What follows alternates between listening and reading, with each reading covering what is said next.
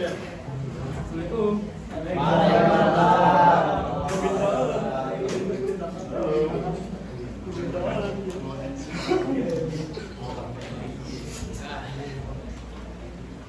Jadi sebelum kita memulai pelajaran pada hari ini, saya mintakan kepada satu orang buat memimpin doa kita sebelum belajar.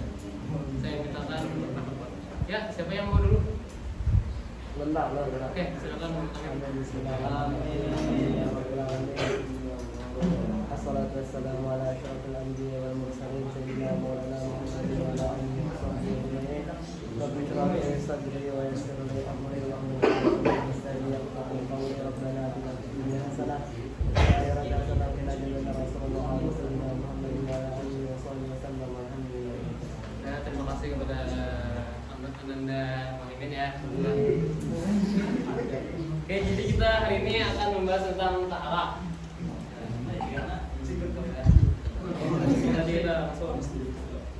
Jadi pengertian taharah adalah taharah berasal dari bahasa Arab sinonim sama dengan persamaannya dengan kata an-nazafah yang berarti bersih, yaitu bersih dari segala bentuk kotoran baik yang kasat mata sebagaimana najis ataupun yang abstrak atau yang tidak terlihat seperti air.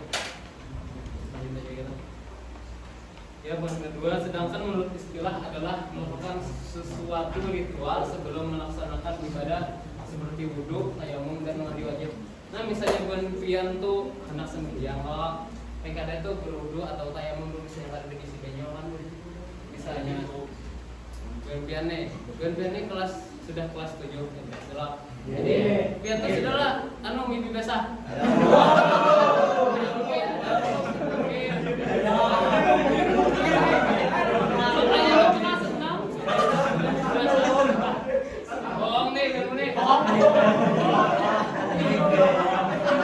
Yang misalnya akan pen nanti salah langsung mandi wajib lah saya bangun.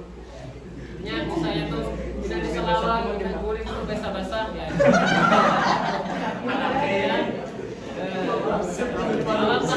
Alat-alat yang dipakai untuk taharah ada 4, yaitu air lap yang tidak terkena najis, debu yang tak mustamal, alat penyamak nih kayak menggirik kulit kambing ngajin tuh, tapi ulun tapi ya bang.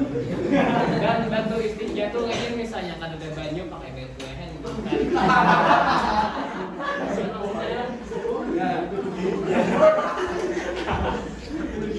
Menghilangkan hadas kecil yaitu dengan cara berwudu. Cara menghilangkan hadas besar yaitu dengan cara mandi wajib.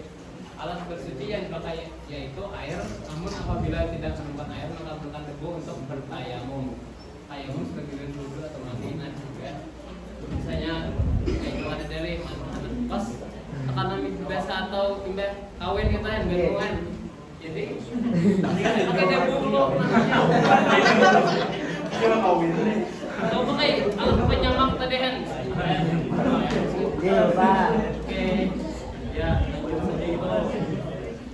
larangan bagi orang yang hadas kecil yaitu salat, tawaf, memegang atau membawa mushaf atau Al-Quran. Larangan bagi orang yang hadas besar atau junub, salat, tawaf, memegang, membawa mushaf, membaca Al-Quran, membaca masjid atau berdiam diri di masjid. Larangan bagi orang yang haid dan nifas. Tapi di sini dikarenakan muridnya kada ada binian jadi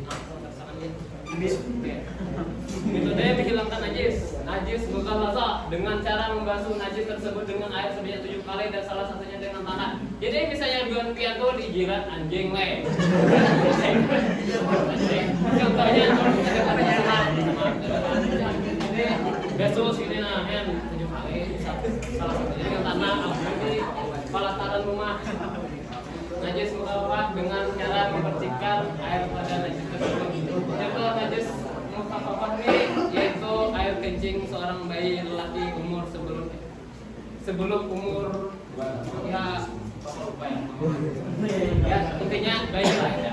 Sebelum melakukan sesuatu yang ini kecuali ASI apa Pak? Air susu ibu. Najis, najis mutawasitan dengan cara mengalirkan air kepada najis tersebut hingga najisnya hilang dan juga sifat-sifatnya seperti bau. Jadi najis, contoh najis mutawasitah itu seperti kotoran manusia, kotoran kucing, tai cacak. Ini bener ini biji tai cacak bukan?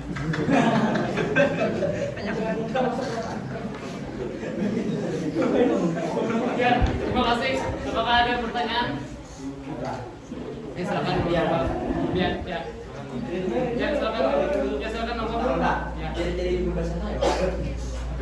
Nanti kalian juga tahu kan. Ini Belum ngelatih ini, Pak. Bapak juga belum menyewa.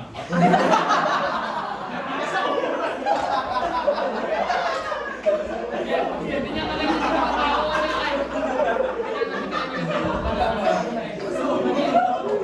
susah menjelaskannya. Itu hal-hal yang dewasa itu. Apa dia ada? Pak, ya ini tanya tadi kan Pian ada menyampaikan najis mugalajah kah? Yang 7 kali itu ya lo kawan tanah ya. Nah, bijian anjing lo, amun misalnya anjing laut apa yang menjilat? Bagus sekali ya. Amunnya anjing laut itu kita kan di sini kan daerah yang jauh pada laut. Menurut Bapak itu kurang tahu sih Bapak. Ini kurang ilmu juga ya. Kalian takutnya Ustaz bersama atau Ustaz? Tadi dokter bilang Oh itu karena istri Bapak kan.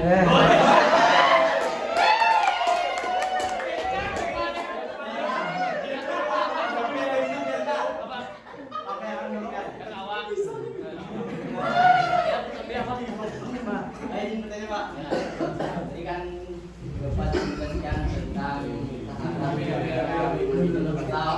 besar. Nah, contohkan kepada kami bagaimana cara mandi junub itu yang benar. Sebelum kami Sudah basah ya. Oke. Jadi yang pertama ambil jempol. Jempol sini. Sabun enggak, tapi sabun nggak usah gen. Langsung aja. Kayunya 2 pulang lah, jangan kurang 2 pulang. Jadi berbian tuh niat sama niat. Nawa itu sama gede.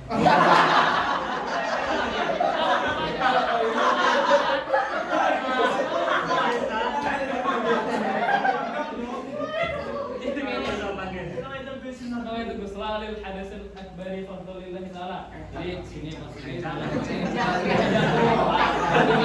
untuk bilang besar dari bedaku bagi karena ta'ala simbol-simbol. Baik seluruh itu selesai. Yang pengen tahu kayak apa? Ini tadi. Kalau perbedaannya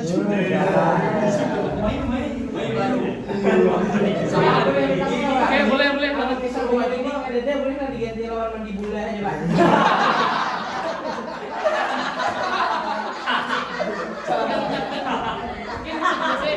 di bola kan ada sedikit debu. Kalau kurang terkala masih aneh. Apa? Kan tadi penyaji air bisa ditanam kok. Ya. Nah, tanam belenang itu termasuk apa? Karena itu termasuk udah air itu. Namun yang hendak lebih lanjut takutnya Ustadz yang ada di Kampung Berpian lah kalau tentang ini oleh guru MT Suara. Silakan.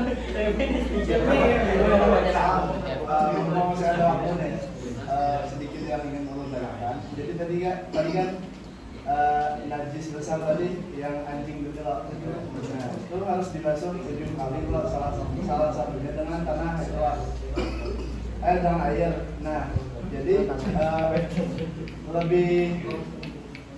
lebih najis mana nih kalau kita dari anjing atau kita megang perempuan gitu nah yang bukan mahram kita.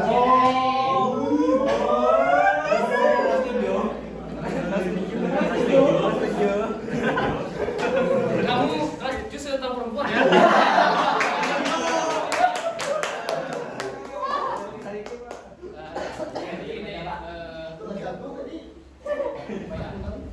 Bapak ini masalahnya tidak bisa memenuhi biniannya loh.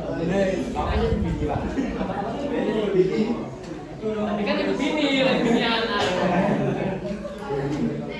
lagi ya Pak Dika? Mau sebenarnya mau sih. Takut. Kasihan lagi. Sudah jadi ya, karena bapak ini bapak mau ngatam dulu di dalam.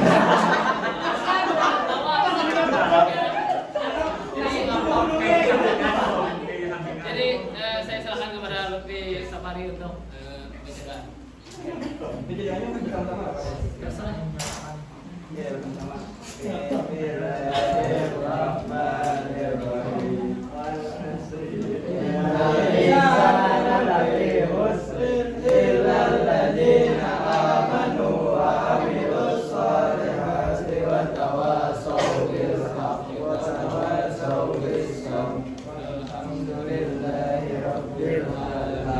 Ya kita besok ketemu lagi ya. Ini Pak. Ini kapan Pak? Ya.